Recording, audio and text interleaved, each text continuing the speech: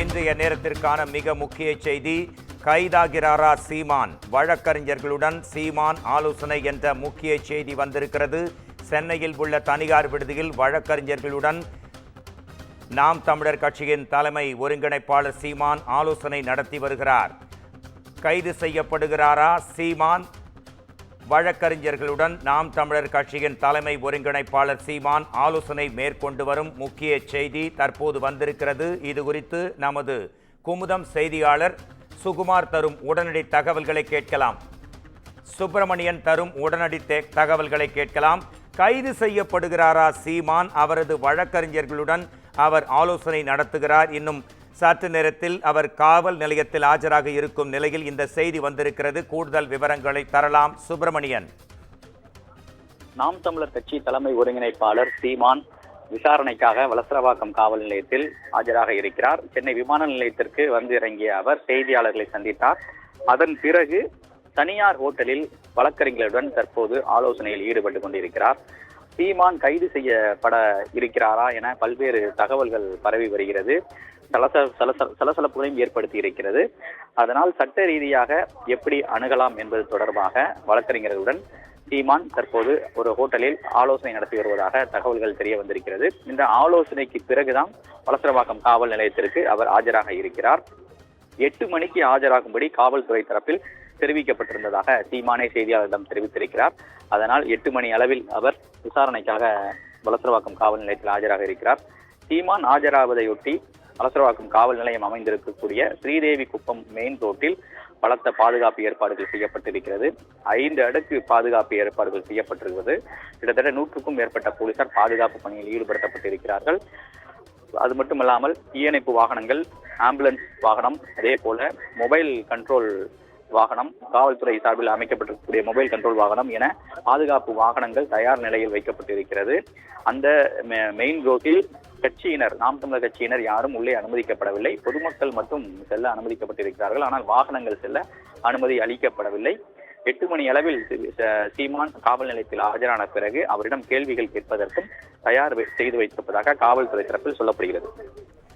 சுப்பிரமணியன், நேற்றே சீமான் வீட்டு சுவற்றில் அந்த கதவில் நோட்டீஸ் சம்மன் ஒட்டும் பொழுது பெரும் பிரச்சனை எழுந்தது. தற்போது சீமான் காவல் நிலையத்தில் ஆஜராவதாக தகவல்கள் வருகிறது. அவர் ஆஜராகும் வலசரவாக்கம் காவல் நிலையத்தை சுற்றி நாம் தமிழர் கட்சியின் தொண்டர்கள், தம்பிகள் அங்கு கூடியிருக்கிறார்களா? அது குறித்த தகவல்கள் ஏதேனும் இருக்கிறதா? காவல் நிலையத்திற்குள் அருகேயோ வருவதற்கு யாருக்கும் அனுமதி இல்லை. கட்சியினர் யாரும் அந்த தெரு பகுதிக்குள்ளே வருவதற்கான அனுமதியை காவல்துறை மறுத்துவிட்டார்கள். அந்த தெருவுக்குள் செல்லக்கூடிய பொதுமக்களிடம் விசாரணை நடத்தி அதன் பிறகே அனுமதிக்கப்படுகிறார்கள். வாகனங்கள் முழுவதுமாக போக்குவரத்திற்கு தடை விதிக்கப்பட்டிருக்கிறது. ஆற்காடு சாலை வழியாக ஸ்ரீதேவி குப்பம் மெயின் ரோடு வழியாக சென்று அதன் பிறகு மதுரவாயல் பைபாஸை செல்லக்கூடிய வாகனங்கள் அனைத்தும் ஆற்காடு சாலை வழியாகவே செல்வதற்கான செல்ல காவல்துறையினர் வாகனங்களை திருப்பி விட்டிருக்கிறார்கள். ஸ்ரீதேவி குப்பம் மெயின் ரோடு வழியாக எந்த வாகனங்களும் செல்ல அனுமதி இல்லை என்று காவல்துறை தரப்பில் சொல்லப்படுகிறது. சுப்பிரமணியன், தொண்டர்கள் வர அனுமதி இல்லை அப்படின்னு சொல்றீங்க. வழக்கறிஞர்கள், அவருக்கு பின்னால் வழக்கறிஞர்கள் பிரிவே இருக்கு, அவங்க வர்றதுக்கு அனுமதி இருக்கா? ஒன்று. ரெண்டாவது, இன்கேஸ் அவர் கைது செய்யப்பட்டால் எந்த பிரிவுகளின் கீழ் சீமான் கைது செய்யப்படுவார்? ஏற்கனவே 2011ஆம் ஆண்டு நடிகை அளித்த புகாரின் அடிப்படையில் சீமான் மீது பாலியல் வன்கொடுமை உள்பட 6 பிரிவுகளின் கீழ் வழக்கு பதிவு செய்யப்பட்டிருக்கிறது. அந்த வழக்கு தொடர்பான விசாரணைக்காகத்தான் சீமானுக்கு சம்மன் அளிக்கப்பட்டிருந்தது. ஆனால் 2 முறை சம்மன் கொடுக்கப்பட்டு 2 முறை கடந்த 2023ஆம் ஆண்டு விசாரணை என்பது நடத்தப்பட்டிருந்தது.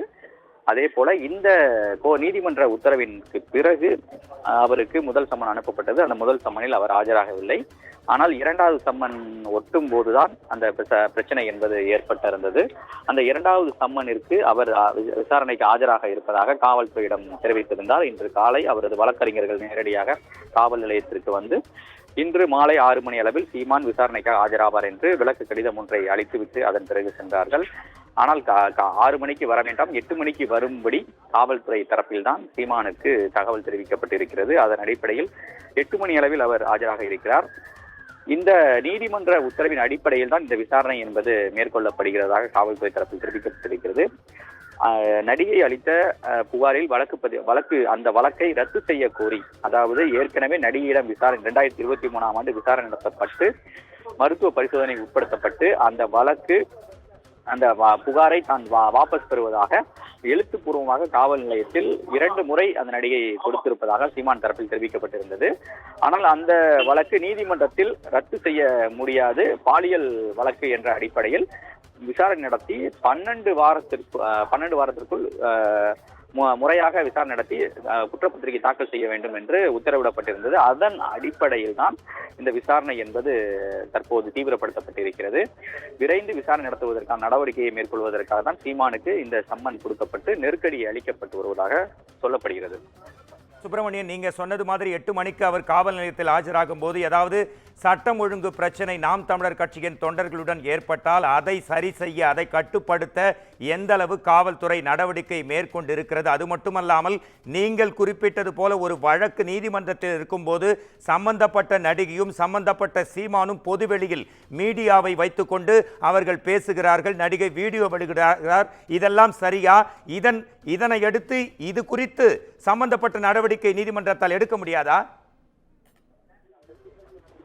இந்த வழக்கை பொறுத்தவரையில் சீமான் அந்த நீதிமன்ற உத்தரவை மேற்கோள் காட்டியோ இல்லைன்னா நீதிமன்ற உத்தரவை மையப்படுத்தியோ செய்தியாளர் சந்திப்பின் போது எதுவும் தற்போது வரை தெரிவிக்கவில்லை என்று தெரிகிறது. அது மட்டுமல்லாமல் கடந்த முறை சம்மனுக்கு சீமான் ஆஜரான போது நாம் தமிழர் கட்சியை சேர்ந்த கட்சியினர் கிட்டத்தட்ட 500க்கும் மேற்பட்டோர் அந்த வலசரவாக்கம் காவல் நிலையம் முழுவதுமாக குவிந்தார்கள். இதனால் கடுமையான போக்குவரத்து நெரிசல் ஏற்பட்டது, தள்ளுமுள்ளு ஏற்பட்டது, பெரிய பிரச்சனையும் நிகழ்ந்தது. அதே பிரச்சனை மீண்டும் நிகழாமல் பாதுகாப்பு பலப்படுத்தப்பட்டிருக்கிறது. முன்னெச்சரிக்கை நடவடிக்கைகள் கையாளப்பட்டிருப்பதாக காவல்துறை தரப்பில் தெரிவிக்கப்பட்டிருக்கிறது. மேலும் குறிப்பாக வலசரவாக்கம் காவல் நிலையம் என்பது மேற்கு மண்டலம், சென்னை காவல்துறையுடைய மேற்கு மண்டலத்திற்கு கீழ் வருகிறது. அதனால் மேற்கு மண்டலத்துக்கு உட்பட்ட காவல் நிலையங்களில் இருக்கக்கூடிய காவலர்கள் அனைத்தும் இங்கு பாதுகாப்பு பணியில் ஈடுபடுத்தப்பட்டிருக்கிறார்கள். அனைத்து பாதுகாப்பு ஏற்பாடுகளும் செய்யப்பட்டிருக்கிறது. மேலும் உளவுத்துறையின் சார்பில் அமைக்கப்பட்டிருக்கக்கூடிய புகைப்பட கலைஞர்களும் காவல்துறையினர் புகைப்பட கலைஞர்களாக இருக்கிறார்கள். அவர்களும் காவல்துறைக்கென்று வீடியோ காட்சிகளை பதிவு செய்ய தயாராக இருக்கிறார்கள். நன்றி சுப்பிரமணியன், எங்களோட கேள்விகளுக்கு பதிலுக்கு தந்ததற்கும் மற்றும் விரிவான உங்கள் தகவல்களுக்கும் நன்றி.